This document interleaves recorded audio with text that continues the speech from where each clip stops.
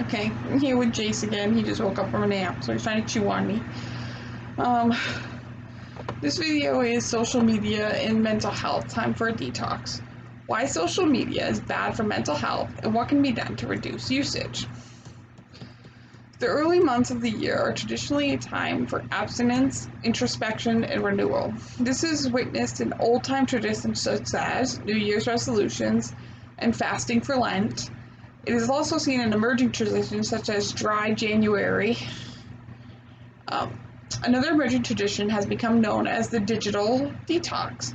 This refers to self-initiated periods of abstinence from using digital devices, especially abstinence from social media. The practice is a response to growing concerns about the overusage of social media and digital devices.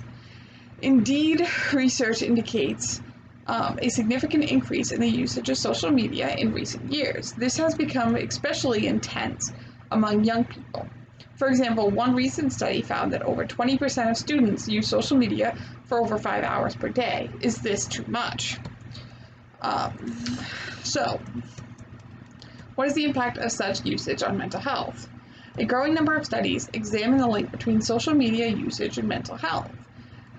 These point to one clear conclusion. Low levels of social media usage are associated with better mental health. For example, a large-scale study indicated that occasional users of social media are almost 3 times less likely to be depressed than heavy users. Another study indicated that young people who use social media more than 2 hours per day are much more likely to rate their mental health as fair or poor compared to their occasional users. Importantly, one recent study found that people who limit their social media use to half an hour a day have significantly lower depressive and anxiety symptoms compared to a control group. All this suggests that overusage of social media can be bad for mental health.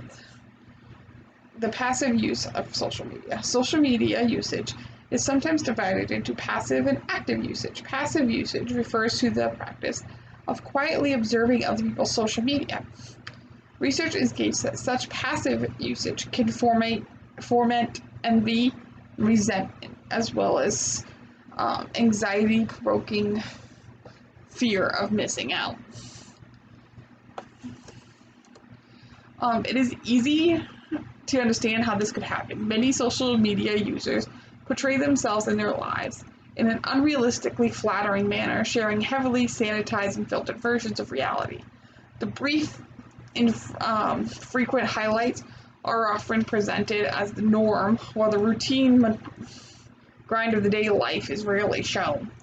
This can lead to some passive users, especially impressionable young adults, to make flawed social comparisons. For example, research indicates that some social media users may wrongly conclude that others are leading much more fulfilling lives and happier lives. This can make them feel inferior and inadequate, which can lead to lower self-esteem and increased anxiety. The active use of social media. The active use of social media refers to the practice of regularly posting videos, pictures, status updates, comments, or posts.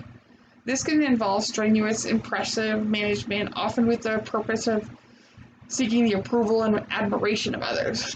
In urban slang, it is known as fishing for likes. Indeed, this process can result in an unhealthy self-scrutiny of body image, physical appearance, or general lifestyle. Some research indicates that strenuous efforts to portray a fun-filled life version of reality can have severe psychological costs. Especially in the desired approval and validation is not forthcoming. This can lead to self-doubt and self-loathing. In worst case scenarios, active users can lead to a ridicule or attack rather than compliments or praise. Taken to extremes, this can result in a well-known phenomenon of cyberbullying, which has been associated with suicidal behavior in recent years. Social media has also been shown to have, bad physical health when people overdo it. One study indicated that heavy usage of social media and digital devices can negatively affect the quality and quantity of sleep. If you're also staring at a small screen too long, contribute to headaches, migraines, and problems with vision. Social media and social activity. To be sure, social media can allow us to connect with people with similar interests and mindsets, contributing to increasing social networking. In talking about social media, it is not all doom and gloom, and usage in moderation can sometimes foster social connections and social capital. That said, heavy users of social media and digital devices may be foregoing actual face-to-face social interactions and indulge their social media habits. For example, one recent study indicates that the average user of online dating apps is spending around 90 minutes per day on the app. Perhaps this time would be better spent actually socializing with people in real life.